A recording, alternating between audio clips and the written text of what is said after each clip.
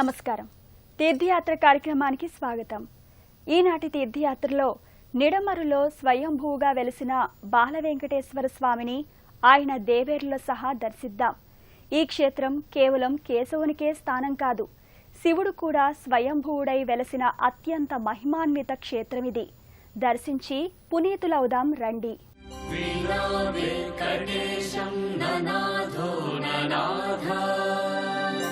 సదా వెంకటేశం స్మరామి స్మరామి. హరే వెంకటేశ ప్రసీద ప్రసీద. ప్రియం వెంకటేశ ప్రయచ్ఛ ప్రయచ్ఛ. నారాయణుని నామము పలికి పులకరించెపుడమీ, సర్వకాలము స్వామి రూపము చిద్విలాసలహరి.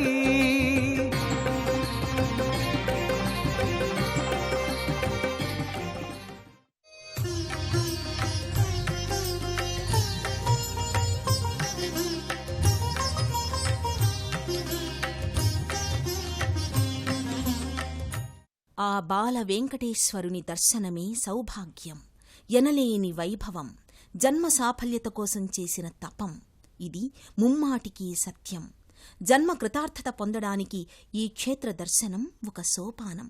ఎందుకంటే శివకేశవులు స్వయంభూలుగా వెలసిన పరమ పవిత్ర స్థానం ఈ ఆలయం. అడగని వారిదే తడువన్నట్టుగా వరాలిచ్చే భోళా శంకరుడే వెన్నంటి ఉండే నీడ. వీరికి తోడై అమ్మవారలు, ఆళ్వారులు. భక్తులకిక కొదవేది, నమ్మి కొలచిన వారికి ఎదురేది. ఆ శ్యామల కోమలుడు శాంతమూర్తి బాల వెంకటేశ్వరుడై వెలసి శ్రీపాదాల వ్రాలి శరణన్న వారికి అనంతానంత కృపజూపి పంచమహాపాతకాలు బాపి సుజన రక్షకుడన్న సార్థక నామధేయుడై ఉన్నాడిక్కడ.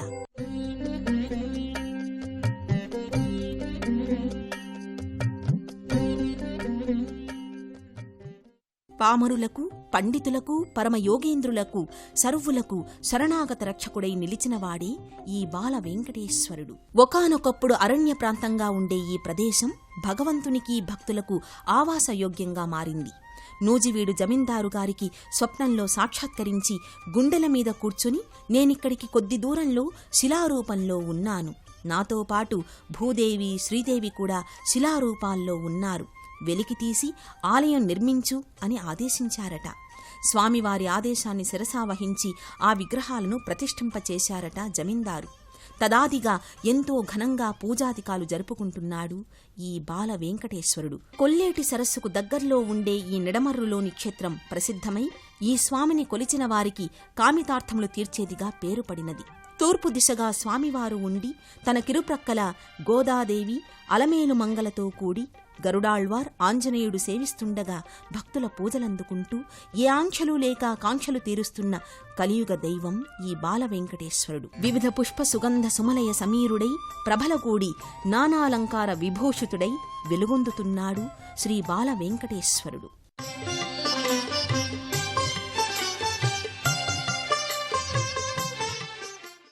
అల్లంత దూరాన్నుండే శిఖర దర్శనమవుతుంది ఈ క్షేత్రంలో. ఆ శిఖర దర్శనం చేస్తూ వెడితే ఆలయ పైభాగాన, శిఖర పైభాగాన ఎంతో మంది దైవతలు నిండుగా కొలువుండి కనువిందు చేస్తారు. భగవంతుని గూర్చిన కథలు తెలిపిన వారికి విగ్రహాల రూపంలో తిరిగి ఆ దైవలీలలను గుర్తు చేస్తారు. ఆ దైవలీలల్ని ఎన్నిసార్లు విన్నా, చూసినా తనివి తీరదు కదా. అణువణువు ఆధ్యాత్మికత నింపుకున్న అమరధామం ఈ ఆలయం. ఈ ఆలయ దర్శనం పరమానంద లీలా వినోదం. విజయ వెంకటనాయక, వెంకటాచల నాయక, రక్షించు తండ్రి మమ్మెడబాయక అని విన్నవించుకునేందుకు పునఃపునః దర్శించే సర్వజనావళికి నేత్రానందకరంగా ఆలయం శిఖరంపై నెలకొల్పిన దైవరూపాలు, ఆ లీలా విశేషాలు ఇట్టే ఆకట్టుకుని మనసును కట్టిపడేస్తాయి. ఒక ప్రక్క క్షీరసాగర మథన దృశ్యం, మరో ప్రక్క కలియుగ దైవం వెంకటేశ్వరుడు సతీ సమేతుడై, వరాహస్వామి శేషశయనుడై, అంబుజనాభుడు సప్తస్వాలతో రథారూఢుడై, దివాకరుడు, త్రిమూర్తులు, చుట్టూరా దశావతారాలు, ఎన్నెన్నో రూపాలు, దైవలీలా సంకేతాలు. ముకుళిత హస్తాలతో శిరసులు వంచితే పటాపంచలవుతాయి కదా మన పాపాలు.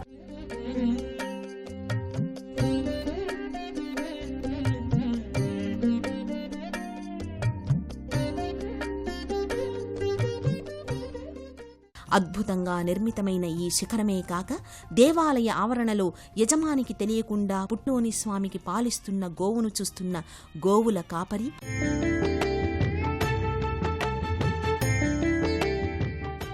గోడకి నమో వెంకటేశాయ అనే నామాలు, స్వర్ణకాంతులతో శిఖరం, దానిపైన చక్రయుక్త కలశం భక్తిభావాన్ని పెంపొందింపచేస్తాయి. అన్నమయ్య అన్నట్టుగా పరిపరి విధముల భవరోగములకు హరిపాద జలమే ఔషధం. వెంకటేశ్వరుడు దేవదేవోత్తముడు, శరణాగతులను రక్షించే రక్షకుడు. ఆ దివ్యమంగళ రూపుని దేవేర్లుతో గూడి దర్శించిన వారిదే భాగ్యం. పంచభూతాలైనా, చతుర్వేదాలైనా, ముగ్గురు మూర్తులకైనా, మునుల తపములకైనా అన్నింటికీ మూలమైనవాడు ఆ శ్రీహరి. మనశ్శాంతికి శ్రీహరినామమే మూలం. ఇహానికి పరానికి అతడే శరణం. ఇంద్రియాలు ఎంత వద్దనుకున్నా హింసించక మానవు. ఇంద్రియ నిగ్రహానికి ఇందిరారమణుని కొలుచుటొక్కటే తరుణోపాయం. ఆ పంకజాసన వినతుడు మన ప్రక్కనుంటే ఏది ఎట్లున్న ఏమి లెక్క, అన్నింటా మనదే పైచెయ్యి పక్క. ఆ గరుడ గమనుడు మన జీవన గమనాన్ని నియంత్రించే నిరుపమ శక్తిశాలి. కోరుకుంటే దొరకనిదేది ఆ బ్రహ్మ కడిగిన పాదాల వ్రాలి. ఇరు దేవేరులతో తిరునామాలతో అందరి ఆంతర్యాన్ని ఎరిగినవాడుగా చిరునవ్వుతో స్వామి కనువిందు చేస్తాడు ఈ కోవెలలో. స్వామి వైభవాన్ని ఎత్తిచూపే ప్రభ శంఖచక్రాల గూడి స్వామి వెనుక వెలుగుతుంటుందిక్కడ. రత్నకుండలాలు ధరించి తులసీమాలలు తొడిగి విమలరూపుడై స్వామి భక్త హృదయ నివాసుడిగా, శ్రీనివాసుడిగా, మహిత గుణాధీసుడిగా ఎవరి చిత్తానికి తగినట్లు వారికి గోచరించి తన రూపురేఖల నిరతము ఎంచువారి హస్తరేఖలు మార్చు ఘనుడై భక్త పరాధీనుడై వెలసి ఉన్నాడిక్కడ. ఈ పుణ్యభూమిపై భూదేవి లక్ష్మీ సమేతుడైన కేశవస్వామియే కాక పార్వతీ సమేతుడైన రాజేశ్వర స్వామి వారు కూడా కొన్ని శతాబ్దాల క్రిందటే స్వయంభూలుగా వెలిశారు ఈ క్షేత్రంలో. శివకేశవులకు నిలయమైన ఈ పుణ్యస్థలం దర్శించిన వారిది ఎన్నో జన్మల పుణ్యఫలం. రండి, దర్శించి తరిద్దాం. ఈ కలికాలంలోనే కాదు, ఏ కాలంలోనైనా సూక్ష్మంలో మోక్షం దొరకాలంటే మార్గం ఒక్కటే, అదే లింగార్చన. ఏకవింశతి ఉపచారాలతో, వీలైతే రాజోపచారాలతో ఈ లింగార్చన చేస్తే చేసినవారు తప్పకుండా ముక్తులవుతారని చెప్పారు. ఇక పరుడని చెప్పబడేవాడే రుద్రుడు. ఆ రుద్రుడే సదాశివుడు. ఈ శివతత్వం తెలియాలంటే శివానుగ్రహం వల్లే తెలుస్తుంది. శివానుగ్రహం వల్లే శివభక్తి వస్తుంది. ఆ భక్తి వల్లే శివుని సంపూర్ణ అనుగ్రహం సిద్ధిస్తుంది. ఆ పరమేశ్వరుని లీలా విలాసాదులను గురుముఖతః శ్రవణం చేసి కీర్తించి అర్చించిన వారికి ఆ పరమేశ్వరుని అనుగ్రహంతో ఆ పరం దక్కుతుంది. ఒకదానికంటే ఇంకొకటి ఉత్కృష్టమైన ఈ శ్రవణ, కీర్తన, అర్చనాదులు ఆ శివవరం వల్లే సిద్ధిస్తాయి. ఈ మూడింటికి అనువైన నెలవు ఈ క్షేత్రంలో స్వామివారి కొలువు. ఇక్కడి లింగం స్వయంభూగా వెలసి నిత్యము ఇంతకు ఇంత ఎదుగుతుండగా వేదమూర్తులు మంత్రశీల వేసి ఆ ఎదుగుదలను ఆపారట. శివలింగం ఎదుగుదలైతే ఆగింది కాని ఆ శివుని కొలిచిన వారి ఎదుగుదల మాత్రం కొనసాగుతూనే ఉంది. దీనికి ఆ శివుని సతి పార్వతి నీరజాక్షే నిఖిల సాక్షి. ఆ మహాదేవుని మదిని ముద్రించుకుని మనసారా స్మరించి తరించుటకు అనువైనదే ఈ నిడమర్రు క్షేత్రపాలకుడైన రాజరాజేశ్వర స్వామి వారి కోవెల. ఉపాలయాలతో గూడి అలరారుతున్నది క్షేత్రం. ఆ ఉపాలయాలను దర్శించి ఆనందిద్దాం.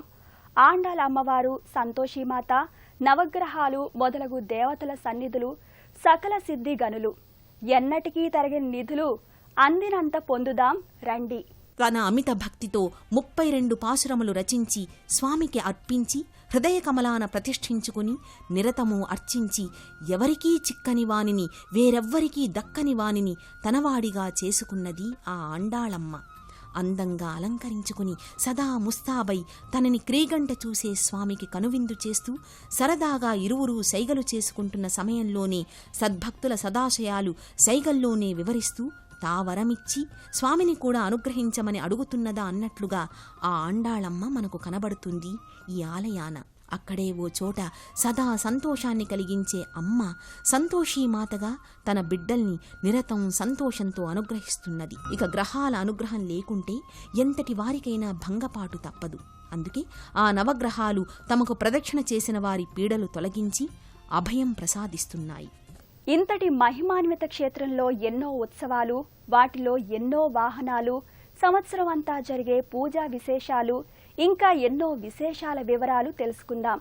వీలైతే పాల్గొందాం, వీలును బట్టి దర్శించుకుందాం, వీలు కాకపోతే చేతులు జోడించి నమస్కారమందాం. దేనికైనా ఆ శివకేశవుల ఆజ్ఞ అనుజ్ఞ కావాల్సిందే కదా. ఆళ్వారులతో కూడి అలరించే ఈ ఆలయంలో శివకేశవులకు ఎన్నో ఉత్సవాలు, ఎన్నెన్నో సంబరాలు. చైత్రశుద్ధ సప్తమి మొదలు పౌర్ణమి వరకు బ్రహ్మోత్సవాలు. ఈ 9 రోజులు 9 వాహనాలపై స్వామివారికి ఊరేగింపులు. రాజరాజేశ్వరుడికి 3 రోజుల వార్షిక కళ్యాణం, మరునాడు శాంతి కళ్యాణం, ముక్కోటి ఏకాదశి, శ్రీకృష్ణాష్టమి, భీష్మ ఏకాదశి, విశేష పూజలు, కార్తీక మాసంలో విశేష అభిషేకాలు, దీపోత్సవం, వనమహోత్సవం ఇత్యాదులతో ప్రతిరోజు ధూప దీప నైవేద్యాలతో అంగరంగ వైభవంగా వెలుగులీనుతున్నది ఈ క్షేత్రం. నారాయణుని నామము పలికి పులకరించెపుడమీ సర్వకాలము స్వామి రూపము చిద్విలాసలహరి.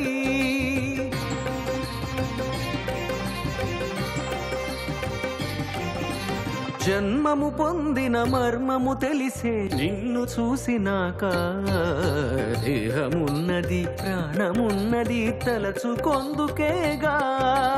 ఓం నమో వెంకటేశాయ, ఓం నమో తిరుమలేశాయ, ఓం నమో శ్రీనివాసాయ, ఓం నమో చిద్విలాసాయ.